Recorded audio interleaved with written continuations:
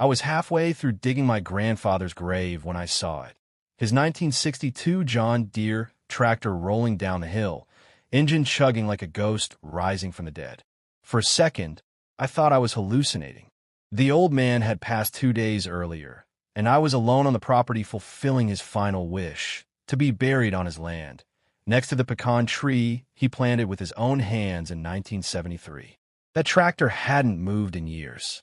Its engine was rusted, the tires deflated, and the ignition key had been in my back pocket since the funeral home picked up his body. But there it was, crawling across the field like it had a mind of its own. I dropped the shovel, wiped the sweat off my neck, and started running toward it, heart pounding as the absurdity hit me. It wasn't a miracle.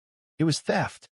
Behind the wheel sat a woman I'd come to despise, Karen Wilcox, head of the Silver Pines HOA, sunglasses perched on her nose like a badge of entitlement, phone in one hand, smugness in the other. The same woman who had fined Grandpa for leaving a non-decorative wheelbarrow in the front yard, who threatened to sue when he put up a flagpole without permission, who once stood on our porch and said the only thing standing between this neighborhood and property value collapse was her clipboard. I sprinted across the grass, shouting, but the roar of the engine drowned everything. She didn't stop. She didn't even slow down. She drove the tractor right through the back gate of her yard 2 lots over, like she had just collected a stray Amazon package instead of a piece of family history. I stood there in stunned silence, dust choking my throat.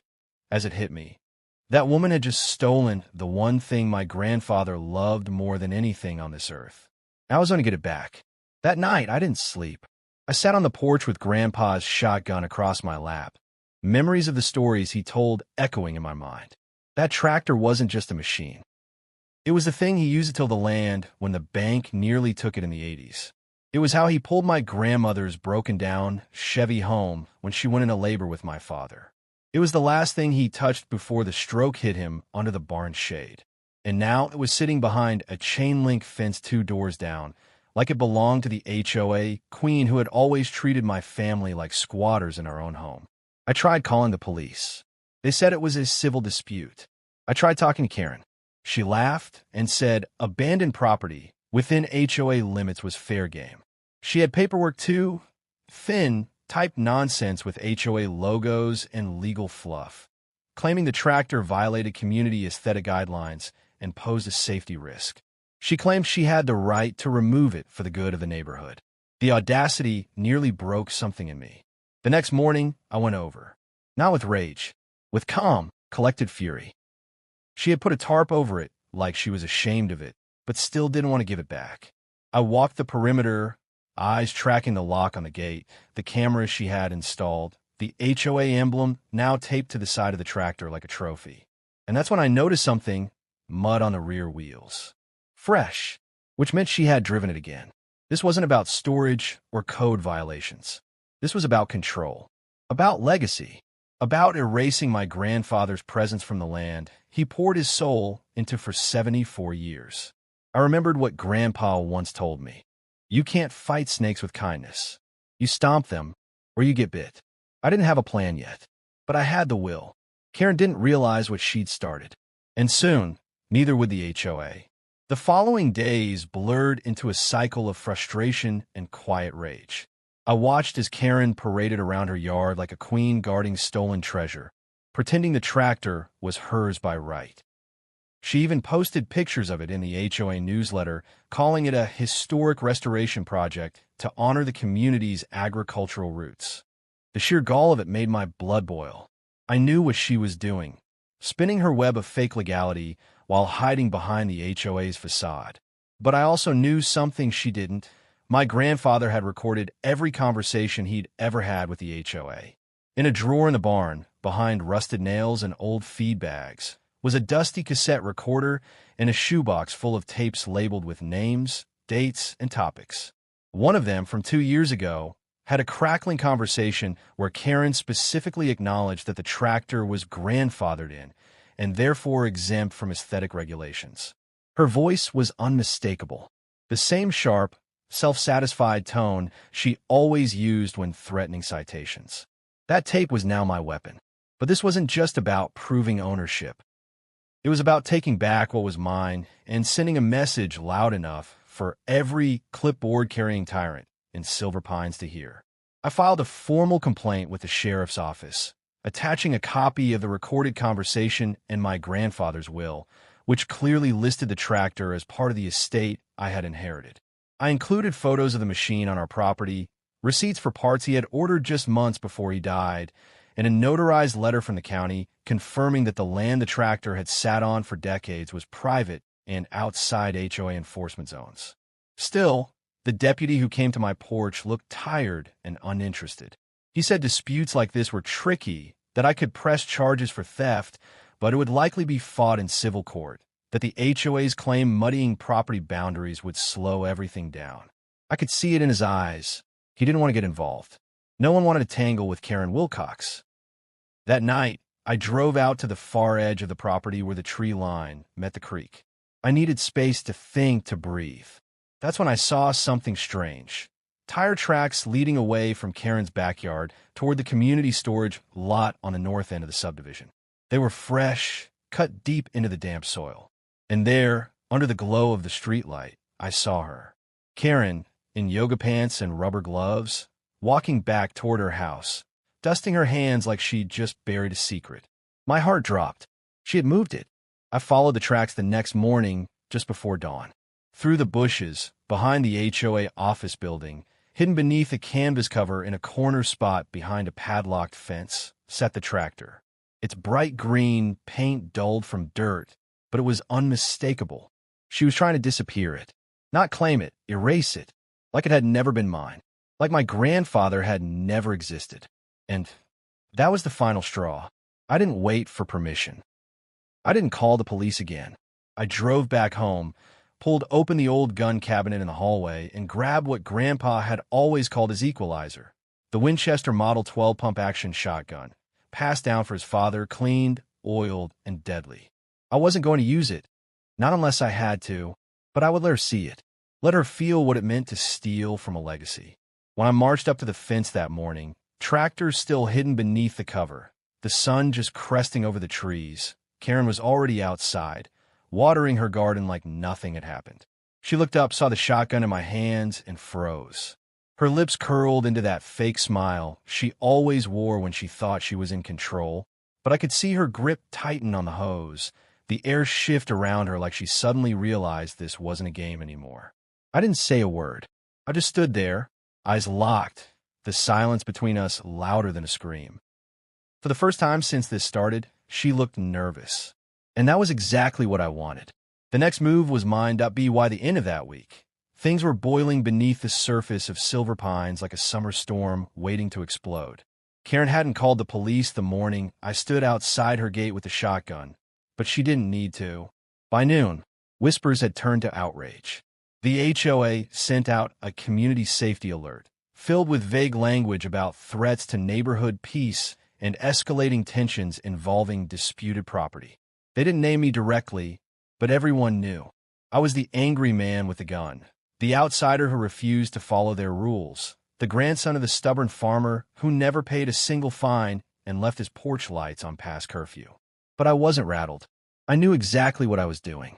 I filed for an emergency hearing in county court and demanded an injunction to recover stolen property, attaching every legal document I had. My grandfather's will, the zoning maps, the HOA's own acknowledgement from the recording, and photographic proof of the tractor's removal and relocation. I added screenshots from the HOA newsletter where Karen had described it as community salvage, a direct admission that she had no claim of ownership. The court date was set for the following Tuesday. That gave Karen 4 days to panic. She didn't show it publicly, but behind her closed blinds I saw the signs. Lights flicking on past midnight. A man in a suit entering through her back door, probably her lawyer. More cameras being installed along the fence line. She wasn't backing down. She was fortifying. But what she didn't realize was that I wasn't fighting just for justice. I was fighting for something sacred. That tractor had dirt on it older than most of the neighborhood. It had seen war come and go, recessions, droughts, and births. It was more than property. It was blood, rust, and memory forged into steel. And Karen had tried to scrub it clean. On the night before the hearing, I got a call from a restricted number. I let it go to voicemail, but when I played it back, the voice was distorted, digitized, clearly an attempt to remain anonymous. It said only this: check your barn. She's not done. My skin went cold. I grabbed the flashlight, slipped on my boots, and crossed the dark field to the barn. The night was still, the moon barely a sliver, but the scent hit me before I even reached the door. Oil. Fresh, burned, and unnatural. When I swung the doors open, the stench hit full force. Someone had broken in, ripped apart the storage cabinets, and poured motor oil across the floorboards, soaking everything from the tool bench to the old hay bales. The place was wrecked, but what froze me was the wall. Carved in deep, jagged letters across the wooden beam was one word: liar. My hands clenched as fury surged through me. This wasn't sabotage, it was a threat. Karen wanted to bury the past so badly, she was willing to destroy what little remained of it. I called the sheriff again, this time armed with photos and video proof. They sent a unit out to inspect the damage, took my statement, and promised to file a report. But I could tell they weren't going to do anything before the court hearing. Karen had always known how to operate in that gray zone where legality bent just enough to protect her, but not enough to catch her. Until now. Tuesday arrived with a sky full of thunder. The courthouse was packed, not because anyone cared about a tractor, but because this wasn't about metal. It was about power. The HOA board members filled the benches behind Karen, dressed like mourners at a funeral, smug and silent. I walked in alone, carrying the tape recorder and a folder so thick with evidence it could have served as a weapon. The judge, an older man with little patience for drama, didn't waste time. He asked for statements, listened to the facts, and reviewed the photos. I laid everything out clearly: timeline, proof of ownership, the pattern of HOA harassment going back years. Karen's attorney argued the HOA's right to remove abandoned and non-compliant equipment for community safety, but when I played the recording, Karen's voice admitting the tractor was exempt, the room went silent. The judge paused, looked down at his notes, and issued a preliminary ruling on the spot. The tractor was to be returned immediately. The HOA had overstepped, and further investigation into property damage would proceed separately. Karen's face didn't flinch, but her fingers tapped rapidly against the table, and her jaw clenched like a dam about to crack. Outside the courthouse, the rain came hard. I didn't speak to anyone. I drove straight to the HOA storage lot, this time with a sheriff's deputy riding shotgun. Karen was waiting, already unlocking the gate with robotic efficiency. No epalegi. No words, just a forced hand. We pulled the tarp off the tractor, and despite the grime, it was intact. The ignition was scratched, and someone had clearly tried to paint over the serial number, but it was still mine, still his. I drove it home slow, the way Grandpa had done in parades, the way he had once let me steer as a kid. Neighbors peeked from windows. Some filmed, others looked away. By the time I reached the barn, still dark and damaged, but standing, the storm had started to clear. But I knew in my gut this wasn't over. Karen didn't lose quietly. She would come back louder, angrier, and more dangerous. And next time, I wouldn't be waiting with a judge. I'd be waiting with something older and louder. The silence after a storm is deceptive. It lingers in the air like a held breath, as if the world knows something is about to shift but hasn't decided which way. For a week after the court hearing, the neighborhood lived in that breath. The HOA newsletter didn't mention the ruling. Karen vanished from the spotlight, her perfectly trimmed hedges growing just slightly too long, her porch lights flickering with the unease of someone realizing their empire had a crack in its foundation. But beneath that silence, something more dangerous was stirring. Late one night, I returned home from the hardware store to find my gate wide open. The chain was snapped clean, the latch bent inward like it had been struck with force. The barn door was ajar, creaking in the breeze, and there, in the center of the floor, lay a shattered mason jar of nails with a single red ribbon tied around the neck. It was a message, not subtle, not smart, just loud and petty. I scanned the property, every nerve alert, every muscle tense, but there was no one in sight. No footprints, no tire tracks. just the weight of something unfinished. I installed cameras that night, high and hidden, pointed at every angle Karen might approach from. The law had spoken, but the war wasn't done. The next day, I got the call I'd been waiting for. A retired HOA treasurer, someone who had left the board a year before Grandpa died, asked to meet me. He said he had something to share, something that had been eating at him ever since Karen took over and rewrote the rules in her own image. We met at a diner outside town, where he slid a thin manila envelope across the table with shaking hands. Inside were HOA internal memos, receipts, and, what mattered most, a copy of a letter from my grandfather, addressed to the board, dated just a week before his stroke.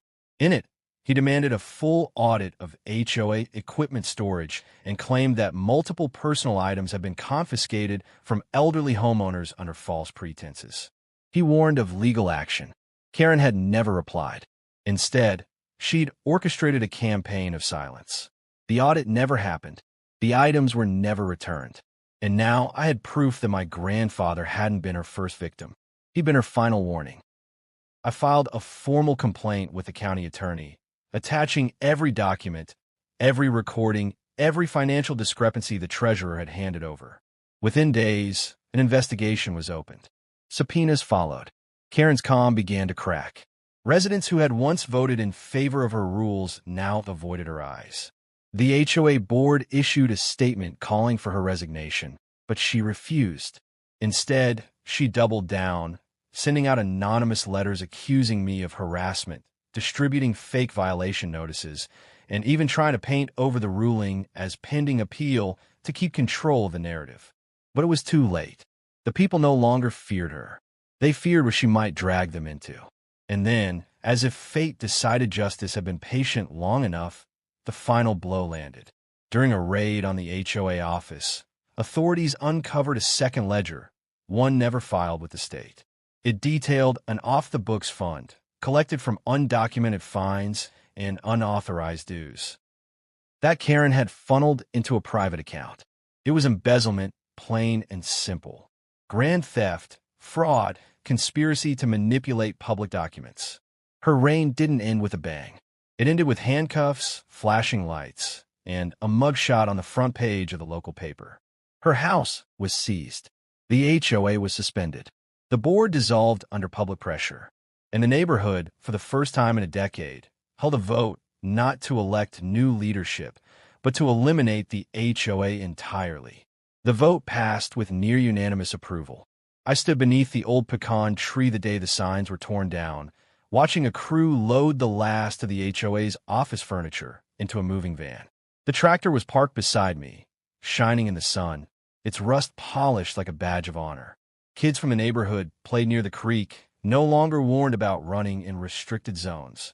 Elderly couples watered their gardens without fear of fines. Peace had returned, not because rules were restored, but because tyranny had been uprooted at its source. And Karen, last I heard, was awaiting trial, her attorney begging for leniency by blaming stress-related impulse issues. No one bought it. Not after the oil-soaked barn. Not after the thefts. Not after the lies carved in timber.